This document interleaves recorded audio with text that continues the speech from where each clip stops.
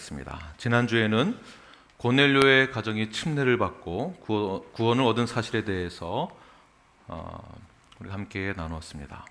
고넬료의 순종과 확신과 겸손함을 보시고 하나님께서 미리 택함 받은 베드로를 통해서 복음을 증거하게 하죠. 하나님은 외모를 보시지 아니하시다라는 것이 베드로를 통해서 복음이 증거되어지고 그것이 증명되어지는 그러한 사건이 지난주에 있었습니다. 그런데 베드로가 고넬료의 가정에서 복음을 전하고 침례를 주고 하나님에게 택함 받았다, 이방인이 택함 받았다라는 그 사실에 대해서 의심을 하고 있었던 예루살렘 교회의 반응이 오늘 본문의 말씀입니다. 그런 일들이, 이방인들에게 복음이 전해졌던 그런 일들이 어떻게 전해졌는지, 하나님의 선하심과 인자하심과 편애하지 않으시는 하나님에 대해서 설명을 하게 되는데요, 이상하게도 하나님의 일을 하고 사역을 하고 복음을 전하는 그런 귀한 일들을 함에도 불구하고 때로는 예기치 않은, 우리가 원치 않은 비방의 말을 들을 때가 오는 것 같습니다. 오늘 본문의 내용이 그렇습니다. 열심히 했는데도 불구하고 칭찬을 받을 것 같은데 주변에서는 오히려 비방의 말을 하게 됩니다. 베드로도 역시 본인이 원해서 한 것도 아니고, 베드로도 환상을 보고 그 말씀에 순종함으로 본인도 선입견을 깨고 순종하면서 복음을 전하고 성령이 임하시고 부응하게 하셨던 그 사건을 보고 기대했던 것은 동료들에게 칭찬받는 것이겠죠. 지지를 받고 동료들로부터 격려를 받는 것. 그러나 예상 밖의 일이 일어나게 됩니다. 예루살렘에 가보니 사도들이, 친구들이, 동료들이 베드로를 보고 싸늘한 표정으로 그를 맞이하게 됩니다. 오늘 본문 1절부터 3절까지 우리 다 함께 우리 한 목소리로 읽겠습니다. 시작. 유대에 있는 사도들과 형제들이 이방인들도 하나님의 말씀을 받았다 함을 들었더니 베드로가 예루살렘에 올라갔을 때에 할례자들이 비난하여 이르되 내가 무할라의 집에 들어가 함께 먹었다 하니, 2절에 보게 되면 할례자들이 베드로의 사역을 놓고 비난하기 시작하는데요, 비난, 비판, 남을 판단하는 것이 예루살렘 교회에도 있었다는 것을 보게 됩니다. 어떻게 보면 어떻게 믿는 자들이 저럴 수 있는가라는 생각을 할 정도로 비난, 비판이 있었는데요, 여기서 할례자란 어떠한 자인가? 유대교도로서 기독교를 개종한 자들이, 특히 유대인 중에서도 성향이 강한 바리새파들이 이 할례자에 포함된 것을 볼 수 있습니다. 이 할례자들은 배타성이 아주 강한 자들이고요, 그리스도를 구주로 받아들이긴 했지만 여전히 유대교 정통을 고집하는 자들, 이방인들과 교제하는 것조차 위법으로 여겼던 자들입니다. 아직 율법주의의 틀에서 벗어나지 못한 자들. 3절 다시 보게 되면 내가 무할례자의 집에 들어가 함께 먹었다라는 것에 대해서 비난을 합니다.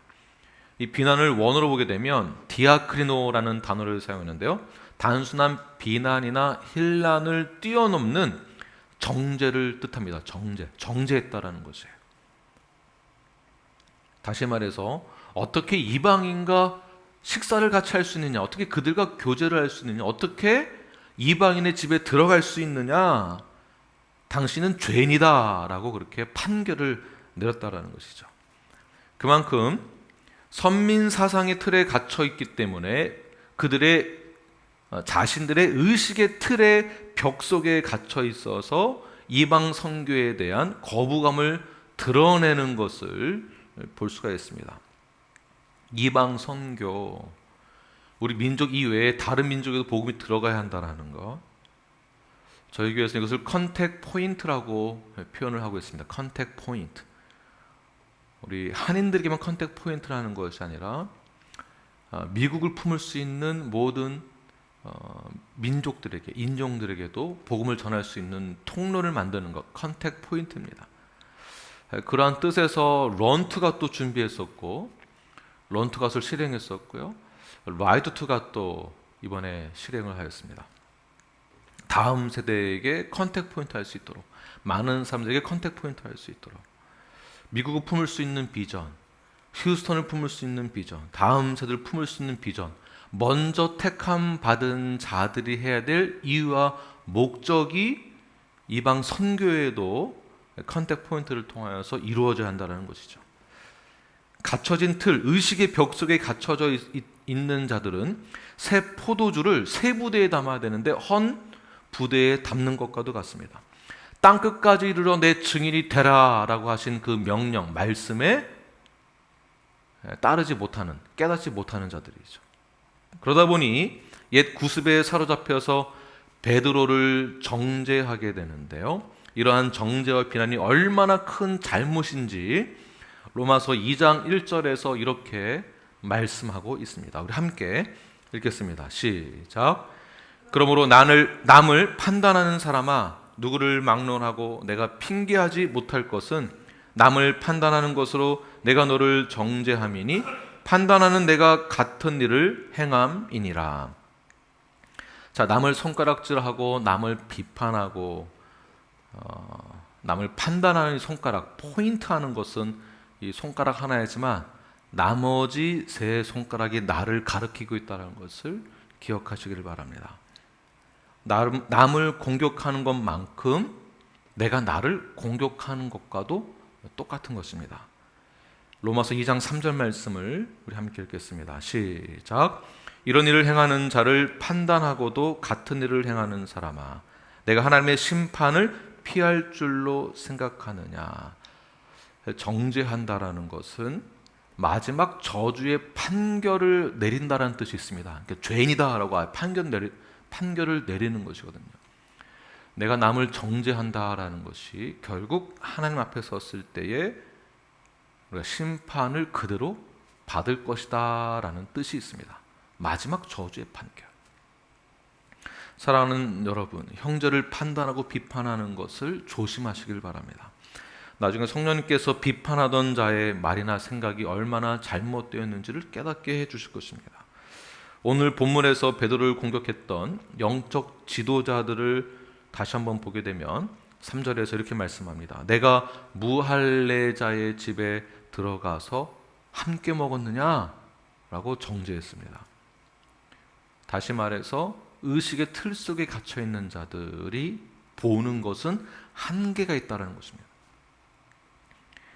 하나님 말씀의 뜻에 따르지 못하는 자들은요, 자신의 의식의 틀 속에 갇혀있는 자들, 자신이 다 옳다라고 믿는 자들, 굉장히 이기적인 그러한 자세이죠. 그들이 보는 것은 단순히 무할례자하고 밥을 먹었냐 안 먹었냐, 요것만 보는 것입니다. 그 너머의 하나님의 뜻을 절대 보지 못하죠. 그들이 성령을 받고 말씀을 듣고 회개하고 구원을 받고 예수님의 지상 대명령을 지키고 예수님과 어떠한 관계를 맺게 되는지, 그들이 어떠한 변화가 있었는지에 대해서 보지 못하고 밥을 먹었냐 안 먹었냐만 놓고 비판하는 것입니다. 이러한 생각은 정말 위험한 것입니다. 우리 교회 안에서도 공동체 안에서도 동일한 사건이 일어날 수 있습니다. 이러한 증상들은 이렇게 표현이 되어집니다. 그거는 나만 할 수 있는 거야. 나 아니면 되지를 않아. 내 생각대로 안 해서 그런 거야. 내 주장대로 되지 않아서 그런 거야. 그러다 보니 내 생각대로 교회가 결정해 주지 않으면 뭔가 교회는 잘못된 방향으로 가고 있다라고 생각을 하는 분들, 다 자기 중심적이죠. 그러다 보니 하나님이 주인이 아니라, 예수님이 주인이 아니라 교회의 주인이 나 있는 것처럼 행동하게 됩니다. 또는 우리 안에 계급주의, 계급의식이 있을 수 있습니다. 그 의식의 틀, 내가 나이가 많기 때문에, 내가 목사이기 때문에, 내가 오래됐기 때문에 내 말을 들어야 돼요. 내가 집사이기 때문에, 내가 성경 교사이기 때문에 내 말이 맞아. 이러한 의식을 갖고 자기 중심적으로 사역을 하고 받아들인다면 이것은 선민 사상을 갖고 있었던 그들과 다를 게 없는 것입니다. 할례자에게 특권 의식이 있다라고만 생각하는 것이죠. 그런데 이렇게 베드로가 그들로부터 비난을 받았을 때에 베드로의 반응이 얼마나 중요한지를 모릅니다. 베드로의 성향이 어떻습니까? 베드로는 평소에 얌전히 있다가도 한번 뭐가 틀어지면 욱하는 스타일입니다. 그런 스타일이에요. 한번 소리 질러서 분위기를 싹 잡는 스타일입니다. 3절 내용을 다시 한번 보게 되면 베드로에게 비난할 때 어떻게 무할례자들하고 밥을 먹을 수 있습니까? 같이 교제했습니까? 당신은 정죄받아 마땅합니다. 그 다음 4절에 뭐라고 나와야 될까요? 베드로가 칼을 들어서 그들의 귀를 베어야 한다라고 아마 나와야 될지도 모릅니다. 그런데 4절에서 어떻게 말을 하죠? 베드로가 달라졌습니다. 4절에서 이렇게 말합니다. 함께 읽겠습니다. 시작. 베드로가 그들에게 이 일을 차례로 설명하여, 베드로의 옛사람의 성향은 칼을 들었어야 되는데 차례대로 설명을 했다. 그만큼 베드로가 성숙하게 반응했다라는 것입니다. 성령의 사람들은, 건강한 성도는 억울한 일이 있어도 참을 줄도 알고 이해할 줄도 알고 보는 시각이, 관점이 그들과 다르기 때문에 나를 공격하는 사람이 있다 할지라도 똑같은 방법으로 그들을 대하는 것이 아니라 어떻게 되겠습니까? 차례대로 설명하는 거예요. 성숙하게. 똑같이 반응한다면 그것은 사탄의 속임수에 이미 우리는 자빠지게 되는 것입니다. 그 사이에 사탄이 개입하게 되는 것이죠. 그렇게 해서 사탄이 개입하게 되면 교회는, 관계는 반으로 나눠지게 되는 것입니다. 우리 뉴라이프에도 앞으로 해야 할 사역이 얼마나 많은지 모릅니다. 각자 은사에 따라서 맡겨진 사역들을 감당해야 합니다. 그 사역을 놓고 기도하면서 준비하고 이제 일을 해야 하는데, 사역이니까 결국엔 일이죠. 일. 하나님의 일을 해야 하는 것입니다. 그런데 사역 가운데 아무리 잘하고 성경 중심적으로 말씀 중심으로 사역을 열심히 잘하고 있는데도 비난은 어떻다라는 것인가요? 예루살렘에 존재했던 것처럼 오늘날에도, 이 시간에도, 앞으로도 비난은 존재한다라는 뜻이 있는 것입니다. 이것이 두려워서 사역을 하지 못한다? 네, 그럴 수 없다라는 것입니다. 그 비난이 두려워서 하지 못하는 것이 아니라 그 비난을 우리가 어떻게 대처해야 하는가를 베드로가 증명해 주고 있는 것이죠.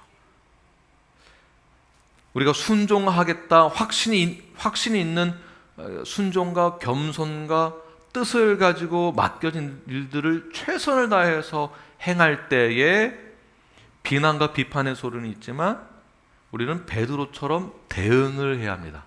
베드로 같은 대응. 어떻게 대응해야 되겠습니까? 첫 번째, 절대 포기하지 않는 것입니다. 이것이 중요한 것입니다. 포기하지 않는 것.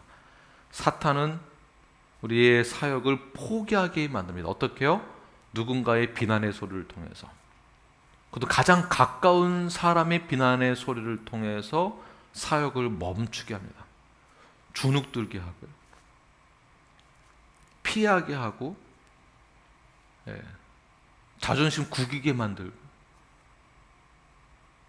그러면은 내가 봉사할 때가 여기 말고 없는 줄 아느냐, 교회가 여기만 있느냐, 이렇게 반응하게 되죠. 교회가 이렇게 해서 분열되는 것입니다. 한 몸을 깨게 되는 것이죠. 절대 포기하지 마십시오. 두 번째는 절대 화를 내서는 안 됩니다. 다시 말해서 베드로의 옛사람은 손에 칼을 들었습니다. 예수님을 보호하기 위해서. 그것은 옛사람의 성향입니다. 그러나 새 사람의 성향을 가진 베드로는 칼을 들지 않았습니다. 화를 내지 마십시오. 여러분의 손에 칼을 들지 마십시오. 세 번째는 비난의 소리가 있을지라도 뉴라이프가 한 몸이 되었다라는 것을 잊지 마십시오. 우리는 이미 한 몸이 되었습니다. 한 몸이 되었다라는 것은 우리가 같은 형제 자매가 되었다라는 뜻입니다. 지금 옆 사람이 나에게 있지 않으면 우리는 우리에게 맡겨진 사역을 나 혼자서는 절대 할 수 없습니다. 김 목사 혼자서 할 수 없습니다. 여러분 혼자서도 할 수 없습니다. 교회라는 공동체로 우리가 모였기 때문에 예수님의 몸된 교회로 각 지체가 몸된 교회로 모였기 때문에 우리가 맡겨진 일들을 같이 협력함으로 할 수 있는 것입니다. 제가 이번에 라이드 투 갓을 하면서 깨달은 것이 얼마나 많은지를 모릅니다. 차 타고 가는 거리는 약 한 3시간 반 정도 걸리고요. 190마일 정도. 자전거로는 구글 맵으로 보니까 쉬지 않고 달려가면은 속도가 정확히 평균 속도가 나와 있지 않지만 약 13시간에서 15시간을 쉬지 않고 달려가야만 갈 수 있는 거리입니다. 혼자서 그 거리를 간다? 휴스턴에서 자전거 탈 때는 언덕이 없기 때문에 그냥 편하게 달렸던 것 같아요. 20마일, 30마일. 그런데 킬링까지는 언덕이 얼마나 많은지 모릅니다. 총 언덕의 그 길이를 보니까 약 6,000핏 정도 됩니다. 6,000핏을 올라갈 정도의 언덕을 저희들이 달렸습니다. 그러니 시간이 더 길어졌죠. 같이 자전거를 타고 갈 때 유혹이 얼마나 많았는지 모릅니다. 뒤에서는 우리 심장 목사님이 저희를 서포트 해주기 위해서 차를 가지고 오고 있었고요. 차를 타고 갈까 말까, 포기할까 말까, 그냥 호텔에서 계속 자고 있을까, 쉴까. 그런데 철새인 기러기들이 이제 이동을 할 때 V자 대형으로, V 대형이거든요. 맨 앞에 리드아웃 하는 그 리더가 있습니다. 리드아웃하고 V자 형태로 달려갈 때 공기 저항을 최소화해서 최적화된 형태로 철새들이 이동을 하게 되죠. 가장 힘을 절약할 수 있고요. 혼자서 할 수 없는 그러한 이동을 철새들이 단체로 힘을 모아서 이동을 하게 됩니다. 자전거도 똑같습니다. 앞에서 달려가는 리드 해주는 리더는요, 공기 저항을 100% 받습니다. 바람까지 역풍을 맞으면 얼마나 힘이 드는지 모릅니다. 근데 바로 뒤에서 가는 두 번째 사람은요, 파워를 30%, 최대 30%까지 줄일 수 있습니다. 10번 페달링 앞에서 하면 뒤에서는요 3번은 쉴 수 있는 거예요. 그게 얼마나 큰 힘이 되는지 모릅니다. 이렇게 해서 달려가다가 리드하는 그 리더가 힘이 들면 로테이션을 하게 됩니다. 앞에서 100% 힘을 받고 뒤에서 30% 절감하면서 리커버리를 하게 되죠. 리커버리가 되면 또 바꿔주고 서로 바꿔가면서 로테이션을 하면서 갈 수 있는 거예요. 이 그룹이, 저는 2명에서 달렸지만 이 그룹이 10명, 30명으로 늘어나게 되면은요, V자 대형에서 가운데에 속해 있는 멤버들은요 50% 이상 파워를 아낄 수 있습니다. 다시 말해서 교회 공동체가 한 몸을 이루어서 피니시 라인까지 도착하는 그 거리를요, 우리가 서로 같이 은사 받은 것을, 분배 받은 것을 나누어서 함께 동력을 할 때, 협력을 할 때 마지막 피니시 라인까지 갈 수 있다는 것입니다. 이것이 사역이기도 하고요, 저는 이것이 성화이구나. 왜 성화인가? 혼자서 성화를 이루어 간다는 것은 너무 힘이 든다는 것입니다. 저희 교수님이 예전에 말씀하신 것 중에 성화에 대해서 함께 나누고 이제 토론할 때, 누가 가장 성화를, 나에게 있어서 누가 가장 성화를 도울 수 있는가? 부부 관계라는 것이에요. 와이프가 저의 성화를 정말 많이 도와줍니다. 그래서 하나님이 이 두 사람을 부부로, 한 몸으로 만들어 주신 것이죠. 그렇다면 교회에서는 누가 가장 우리의 성화를 도울 수 있는 것일까요? 누가 우리의 가장 성화를 돕는 동역자일까요? 바로 우리 지체들입니다. 형제 자매. 철로역정, 존 번연의 철로역정에서 동일한 그런 메시지가 있는데요. 크리스찬의 순례자의 길 가운데에서 주인공인 크리스찬이 멸망의 도시에서 영원한 도시로 가는 그 길에 전도자가 안내해 줍니다. 이 길로 가라고 가르쳐 줘요. 이 길로 가야만 당신이 영원한 도시로 갈 수 있습니다. 어깨에 짊어진 모든 무거운 죄의 짐들을 다 벗어버릴 수 있는 그 길이 바로 이 길입니다 라고 가르쳐 주는데, 중간에 유혹하는 세속의 이치라는 도시에서에 살고 있는 세속 현자와 도덕권에 살고 있는 율법이라는 이름을 가진 자가 찾아와서 유혹을 합니다. 이 길로 가면 너무 힘들어요. 여기서 편안하게 쉬다 가세요. 이쪽 길이 더 쉽습니다. 더 빠릅니다. 그러면 이 짐도 빨리 벗어버릴 수 있습니다 라고 유혹을 합니다. 그리고 그 길로 가는데 짧은 길이지만 절벽의 길이었고요, 울퉁불퉁한 길이었고, 조금만 실수하면 떨어질 수밖에 없는 그 길, 율법을 조금만 어겨도 넘어지는 그 길, 그 길을 안내해줬던 것에 대해서 깨닫고 다시 전도자의 안내를 받아서 좁은 길이지만 그 길을 향하여 다시 발걸음 옮기게 됩니다. 누군가가 도와주는 자가 있어야 한다는 거죠. 우리 모두가 함께 성도로서 한 몸을 이룬 예수의 몸된 지체로서 각자 역할을 잘 감당하기 위하여서는 옆 사람의 도움이 필요합니다. 서로 격려하고 도와주면서 성화를 이뤄나갈 수 있는 것입니다. 우리가 달려갈 그 길, 우리가 그 길을 마치려 하면은 우리가 최선을 다해서 함께 협력하고 서로가 한 몸을 이루어서 신앙생활을 해 나아가시는 저와 여러분이 되길 바랍니다. 네 번째는 비난의 소리가 들릴수록 우리는 어떻게 되겠습니까? 온유한 마음을 갖게 해달라고 기도해야 하는 것입니다. 비난의 소리가 있을 때 어떻게 하라고요? 온유한 마음을 갖도록 기도하십시오. 더욱더 겸손하게 그 일을 감당하는 뜻으로 우리가 받아들이는 것입니다. 비난의 소리가 있을 때, 비난의 소리가 있을 때 우리의 옛사람을 소환하지 마십시오.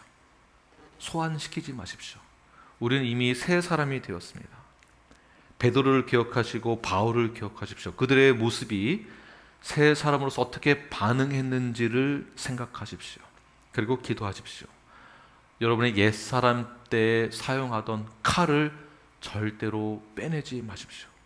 온유한 마음을 달라고 기도하면서 하나님의 계획과 하나님의 섭리와 하나님의 뜻을 천천히 또박또박 자세히 설명해 주는 것입니다.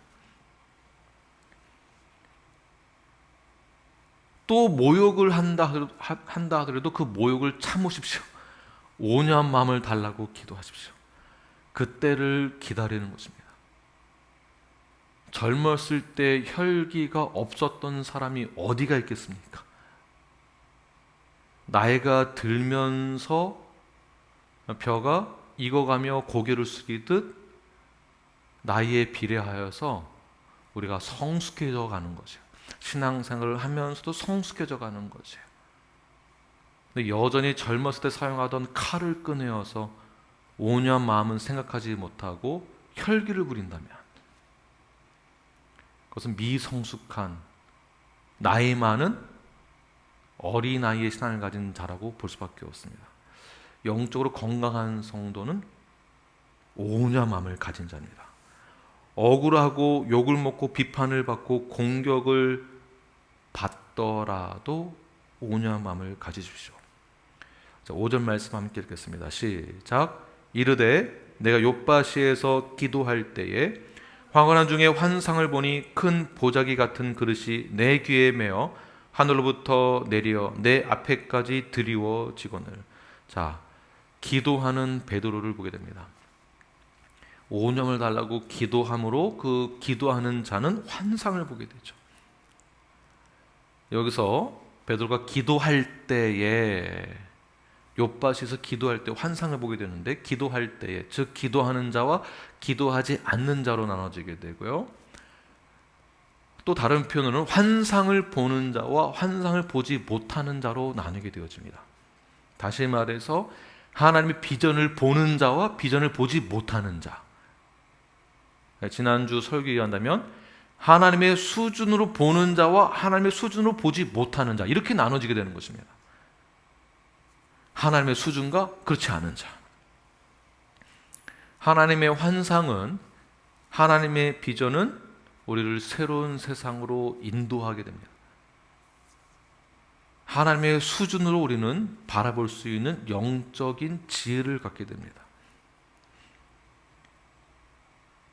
하나님의 뜻을 알게 되고요, 하나님의 계획을 깨닫게 됩니다. 그러다 보니 그들이 생각하는 것과 하나님의 수준을 보는 자들이 생각하는 것 자체가 달라집니다. 수준이 다른 거예요. 보는 것이 다르고요, 생각하는 것이 다르고, 가치관이 다르고, 세계관이 달라집니다. 같은 성도다 하더라도 보는 것이 달라지는 거예요. 이러한 자가 비전이 있다라고 보는 것입니다. 사회에서도 똑같습니다. 어떠한 자가 비전이 있는가? 힘만 센 자가 아니라 무엇을 보고 있는가? 어떠한 관점으로, 어떠한 자세를 가지고 나에게 맡겨진 일들을 하고 있는가? 작은 일을 하더라도, 수준이 낮은 일을 한다 하더라도 그는 보는 것이 다른 거예요. 일하는 방법도 다르고요, 생각이 달라요. 그래서 쓰레기를 치우더라도, 빗자루질을 하더라도 그는 절대 주눅들지 않습니다. 자존감이 튼튼하죠. 건강합니다. 왜? 그는 보는 것이 다르기 때문에. 그래서 허세가 없어요. 이런 분들은요, 신앙생활 잘 하시는 분들은요, 비전을 가지신 분들은요, 허세가 없습니다. 작은 일을 하더라도 큰 것처럼 일을 합니다. 왜? 보는 것이 다르고요, 앞으로를 내다보니까. 아멘이십니까? 그래서 세상에서도 우리는 성경적인 성공을 이룰 수 있는 것입니다. 건강하게, 천천히 가더라도, 나이가 들었더라도 보는 게 다른 거예요. 그러므로 우리는 뉴라이프 교회는 기도하는 교회가 되어야 합니다. 그렇게 비전을 가지고 사역을 하고 일을 할 때 교회가 욕을 먹을 수 있습니다. 우리가 욕을 먹을 수도 있습니다. 오해받을 수도 있습니다. 그러나 우리는 모두 참고 인내해야 합니다. 하나님의 계획이 나타날 때까지 참고 기다리는 거예요. 왜냐하면 우리는 남들과 다른 생각을 하고 있는 건강한 성도이기 때문에 그렇습니다. 저도 오해를 참 많이 받습니다. 저도 비난을 참 많이 받습니다. 견디기 어렵고요, 이겨내기 어렵습니다. 그런데 점점 오히려 마음이 편안함을 느끼게 됩니다. 아, 이게 하나님의 뜻이구나. 점점 증명이 되거든요.